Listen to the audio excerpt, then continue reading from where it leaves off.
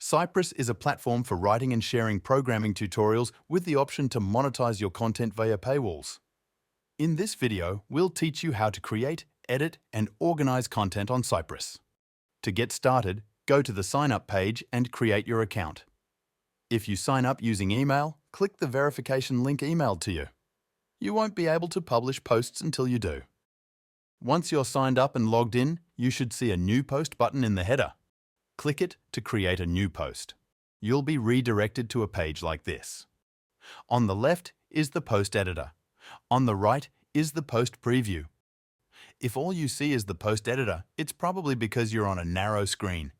You'll still be able to create and edit posts, but it helps to see the post preview while you edit. If you're wondering why our new post has a bunch of content, it's because every new post starts with a random template. Click the New Post button 2 or 3 times to see for yourself. These random templates help us introduce new features, and they give you, the author, a starting point for making a post. Notice how every post has a similar structure: metadata at the top and content below. The metadata at the top is called front matter, specifically YAML front matter because it uses YAML syntax. This is where you define information about your post, like the title, description, tags, feature image, and so on. At a minimum, every post requires 2 front matter properties: title and isDraft. Title should obviously be your post's title. IsDraft should be true or false, indicating whether or not your post is in a draft state. Let's simplify this post so that it only has a title. We'll keep it as a draft for now. We can save the post with the Save icon or the keyboard shortcut Command-S or Control-S if you're on Windows. Now let's view the post as it would be seen by readers. Click the View icon to navigate to the post page. We can see this page because we're logged in as the post author. If you send this link to your Uncle John, he'll see a 403 unauthorized page like this. Once we're ready to publish this post to the world, all we need to do is set the isDraft property to false and resave the post. Let's go back to the Edit Post page. We can click the Edit button here, or we can use the Open Post command palette by clicking the folder icon in the header and then selecting the post we want to edit. Now let's make some modifications to our post's body content. That looks bad. Let's revert our changes. In this scenario, we can just use the Undo button. However, that won't always be possible. Fortunately, Scipress stores a backup of your post every time you save it. Reverting to a backup is as easy as clicking the Backups button and selecting the backup you want to use. So, how do we make a post that actually looks good? The trick is utilizing standard Markdown features like headings, lists, and images, and Scipress Markdown features like admonitions, blur screens, and popovers. For now, we'll keep our posts super simple, but if you're interested in learning more about Scipress Markdown, check out our docs and videos on Markdown.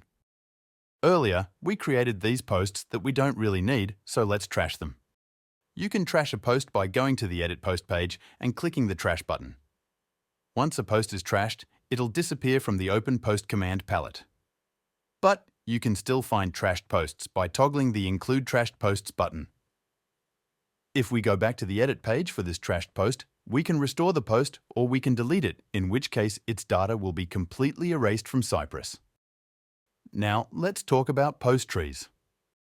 This Hello World post currently lives on an island all by itself. That's fine, but one of Scipress's key features is its ability to organize multiple posts into a unified post tree. Post trees start with a root post at the top of the hierarchy, potentially with many child posts. Each of those children can have children, and so on. Why is this useful? Well, post trees let you design a complex post navigation.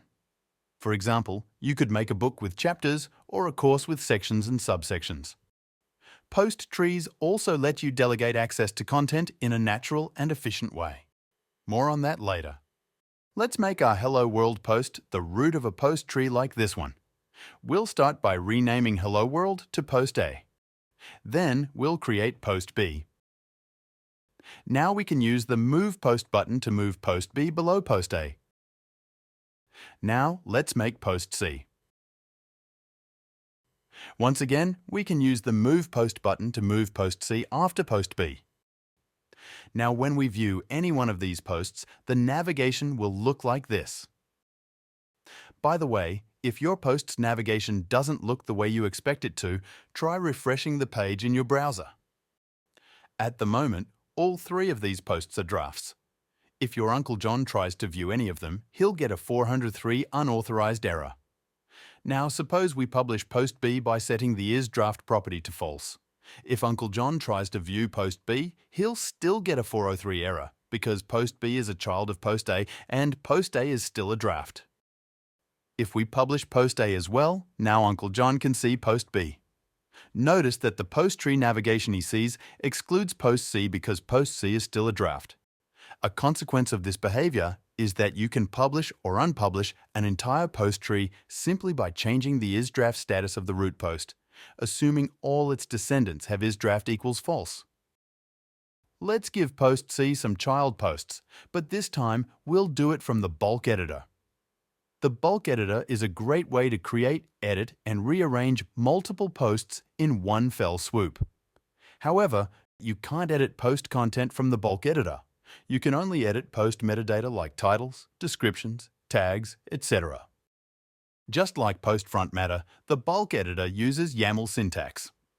In this case, I want to add 2 children beneath Post C, so I'll add the posts property with a list of titles underneath it. When I click Save, the ID and isDraft properties automatically get populated. If we wanted to reverse the order of these posts, we could move them around like this. And if we wanted to trash Post E, we could just remove it and click Save. Now let's give each post some tags. Tags help people find a post by topic in the Discover page. By the way, notice how each post has a featured image with the post's title. This image will appear whenever you share a link to the post on social media. If you want to change a post's feature image, you can use the feature image property. Set it equal to a valid URL or upload an image file directly. You might also want to restrict who has access to a post, for example, if you want to create a private knowledge base for your organization. You can restrict access to a post via the Restrict Access Post property, setting it equal to a list of user IDs or email addresses. In this example, only users with these user IDs can see this post. If we were to add bob@gmail.com to the list, the user whose email is bob@gmail.com would also get access to this post, under the condition that his email has been verified. People who don't have access to this post won't even see it in the Discover page or the navigation, if this post happens to be inside a post tree with unrestricted posts. Check out our docs on access control for more details on the Restrict Access property and how it behaves in complex scenarios. You may have noticed that each post contains a blurb about the author. If you want to update this information, update your profile. Profiles work similarly to posts. YAML front matter up top, followed by Markdown body content below. However, profiles use a slightly different set of properties than posts. Here, I'll update my profile name, picture, and tagline. At this point, you should have the tools you need to start writing and sharing content on Scipress. If you want to learn how to create beautiful prose utilizing all of Scipress's Markdown features, check out our docs and videos about Markdown. If you're interested in gating and selling access to content, check out our docs and video about selling products.